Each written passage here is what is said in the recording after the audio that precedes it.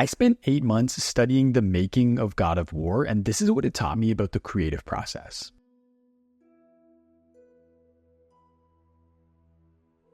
If this was recorded on a different day, you would be hearing something different. It wouldn't be structured the same, the phrases would change, and there would be different quotes. It is not only a product of its time, but a product at the exact moment that it was created. God of War Ragnarok director Eric Williams once said that making a game in general is a magic trick that can never be repeated. What he means is if you were to turn back time and ask the exact same group of developers to make the exact same game, they would end up making something different. Game development, as with any art form, is the sum of millions of little decisions that combine to make one output. If you had to do it over again, the odds of you coming up with the exact same answers to every single one of those millions of questions is highly unlikely. We're seeing this play out in real time. Taylor Swift is currently in the process of re-recording all of her albums, and each new re-release sparks the same debate. Which one is better, the original or Taylor's version? While the answer comes down to individual taste, the fact that this question is being asked proves that there is a difference between each album. Even though they are the same songs recorded by the same people, they are not the same. The magic of the creative process is that it cannot be replicated, even by the same individual using the exact same process. With endless permutations, you're hopeless to stumble down the same path twice. The odds of any piece of art coming into existence in the exact way it is presented to you is infinitely small. And that's what makes it so special. Making art requires you to start with unknowns and work to figure them out. You need to know enough to get moving, but not so much that you're just playing paint by numbers. The creative process requires there to be a sense of discovery, and you don't get that if you start with all of the answers. Knowing exactly what you're trying to make isn't creative, it's formulaic. Following a recipe is not the same thing as creating a dish. That's the process. Like, you don't know any of these things. You are figuring it out. The figuring it out is the creative process. If there's no figuring it out, you're just executing. And a lot of times you can feel just executing. You can feel it. You can feel a game that just executed, that has neat stuff in there, and it looks really pretty, but they just executed. The most exhilarating thing for any creative is when they stumble onto a brilliant idea that they hadn't thought of. There's no feeling in the world that compares to an aha moment. But that only happens when you get stuck. When you come up against an obstacle you hadn't planned for and have to figure out a new way forward. Picasso once said that inspiration exists, but it has to find you working, because it is only by working that you make progress, and it is only by progress that you discover the next obstacle, and it is only by being stuck that you have creative breakthroughs. Because I think that it's, in hindsight, it's super easy to look back and go, oh, well, we should have planned better. I don't know.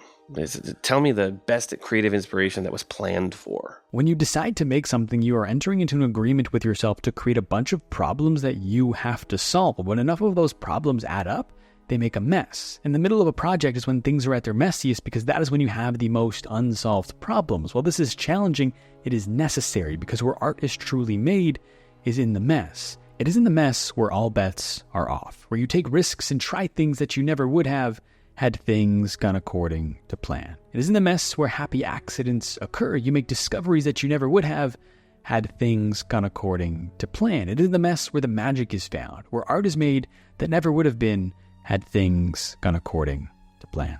It should be messy. It should be experimentation. It should be failure. It should be aha moments that are ugly. What an idea looks like in your head is never what it will look like when you bring it into existence. Your mind has no constraints, but the world is full of them. Navigating the mess is the process of wrestling with your idea until it fits within the confines of reality. Of course that gets messy, but when you finish, you will have taken something imaginary and made it real. That's magic. But without science, there is no magic.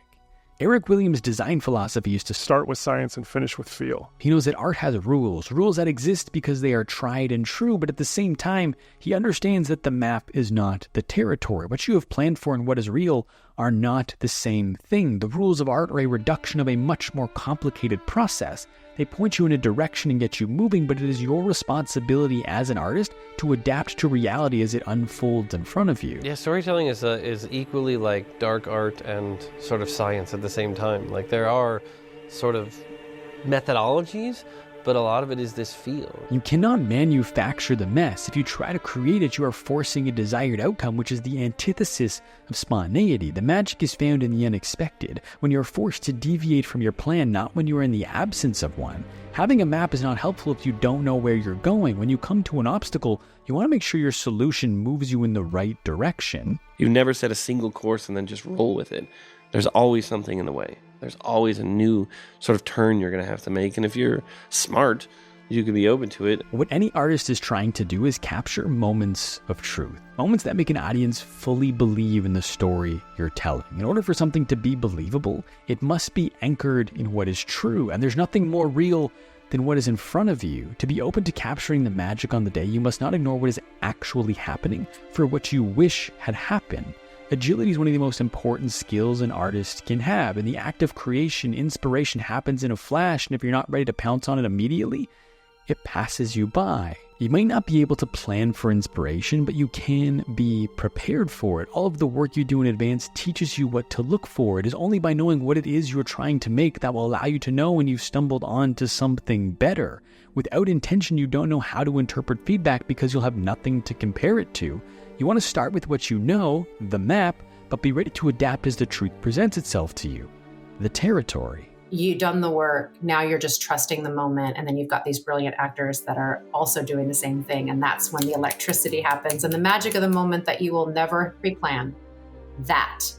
You just do the work you know you need to do to show up, to meet it and receive it and reflect back. But without risk, there is no magic. You don't have to make art. You choose to. It's easy to fall into the trap of taking yourself too seriously and smothering everything you loved about creating. If you're not careful, you can get to a point where your art becomes about everything but the art itself. You lose yourself stressing over money, deadlines, opinions, and politics. It's important to always remember why you started in the first place, to make cool things and share them with the world. Cool, let's do it one more time. Let's go. Why? Because we love making movies! Of course, things like budgets and deadlines matter, but if you're given money to make something, you're doing a disservice if you aren't trying to make the greatest thing you can with it. Greatness is not found by playing it safe. It is found just beyond the boundary of what is known. You don't want someone's reaction after watching your movie to be, "That's exactly what I expected." The goal is to give people an incredible experience in ways they didn't expect. There's no magic if the audience can explain your trick. The role of the artist is to push the culture forward, to build upon what is known and give something new. The middlemen of culture want to give you something you're familiar with, something that will grow bank accounts but will keep the culture in place. Therefore, the responsibility of the risk falls on the artist. It is the artist who ventures into the unknown and takes a chance on something they believe in and gives it to the world, whether they're ready to receive it or not.